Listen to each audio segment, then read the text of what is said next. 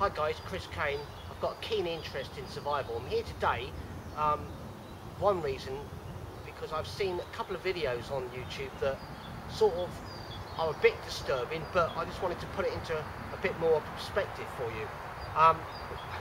The people that buy the survival tool and the companion, yeah, brilliant. Thank you very much for all your support, doing a smashing job.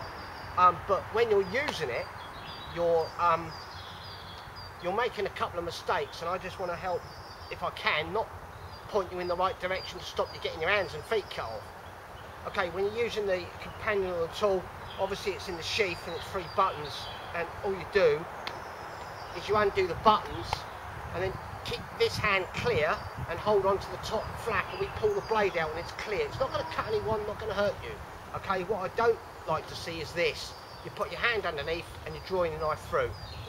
If this is that sharp, it will go through this, but because this is reinforced, you should be fine. But safety aspect is to put your hand on top, okay, where this flap goes across the top of the blade and it buttons up, undo the poppers, and then pull the blade free. Okay, the other thing I've seen is, which is disturbing, and I'm quite surprised that nobody else has commented about it or said anything, but I have.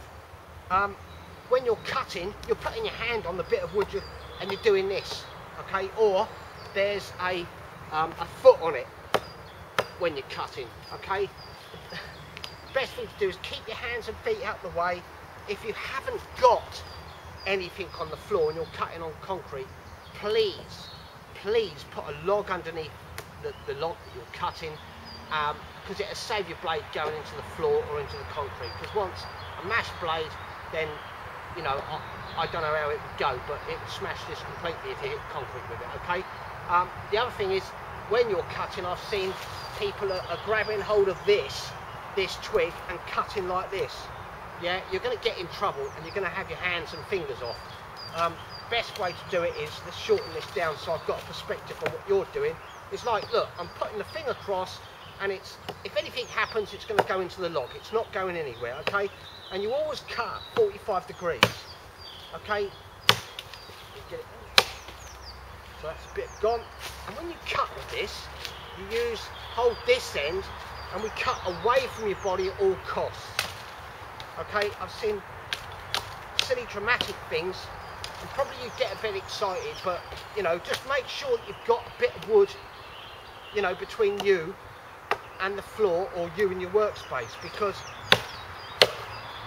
you know, it's quite simple. The tool does its job. And the other thing is, I've seen this, like, you know, this arm, relax, keep a firm grip of the blade and just let your arm loose. It's simple, look, and cut at 45 degrees and it comes off, okay? Can we use this as a draw knife? Yes. As you know, the blade at the top of the blade's got like a round, it's rounded off, and we can use it like this. If we use it,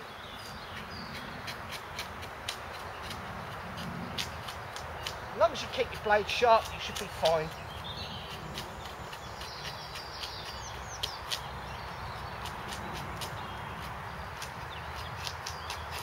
Okay, that's why I designed it to have a rounded edge. So you've got no sharp edges here. The only sharp edge really is between the handle and the first 4 inches of the blade. Okay.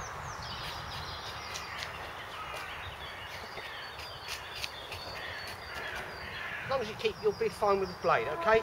But please put a piece of wood between you and the work surface, even underneath it, so that you don't slam the blade into soil, into concrete, because you don't know what's in the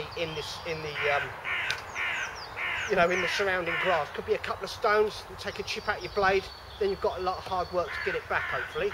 Well, not hopefully, but just hoping that it should be fine. Anyway, let's crack on. A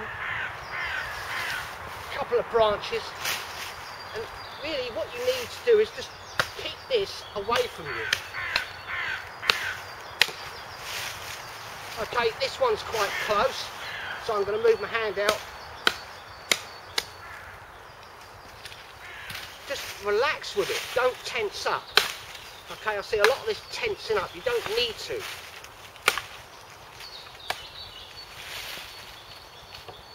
can't cut it in one swipe, just make sure that your hands are out the way,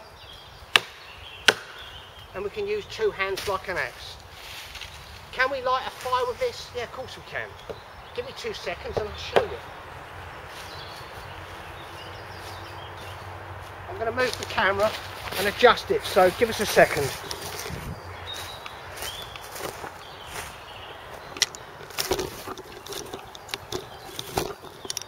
Turn this round a bit. See what I'm doing.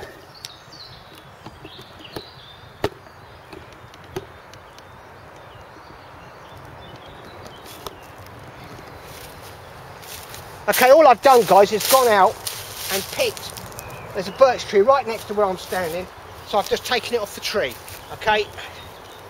And I know it's sunny and it's dry in here, you know, in the UK, but, you know, as long as you've got a striker. Now, I've got this striker from Sonny, Beneath the Stars, who's a leather craftsman. Fantastic guy. Please visit his website, Beneath the Stars. And all we do is we use the back of the blade and we hold the blade down and then pull back with